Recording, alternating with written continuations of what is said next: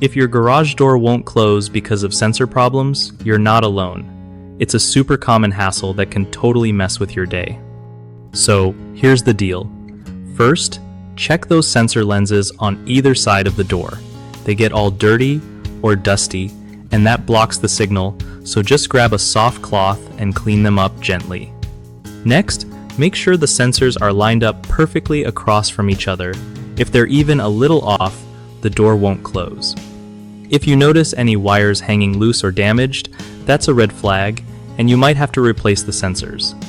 Another quick tip is to check for anything in the door's path like leaves, toys, or debris, because the sensors detect obstructions and won't let the door close if they see something there.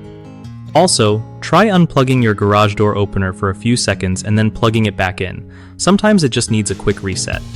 After you've done all that, give the door a test run to see if it closes smoothly. If it still won't close right, it might be time to call in a pro or look into replacing the whole sensor system. One of the biggest issues with garage door sensor problems is dirty or foggy lenses, which blocks the infrared beam and stops the door from closing. Fix that by cleaning the lenses regularly with a soft cloth. Another common mistake is misaligned sensors. If they aren't facing each other exactly right, the system thinks something's in the way, so just adjust them until the indicator lights show alignment. Lastly, faulty sensors or wiring problems can cause the door to act up. If cleaning and aligning don't work, swapping out those old sensors usually does the trick. BigHomeProjects.com is awesome because it helps homeowners find trusted local contractors who actually know their stuff and get the job done right.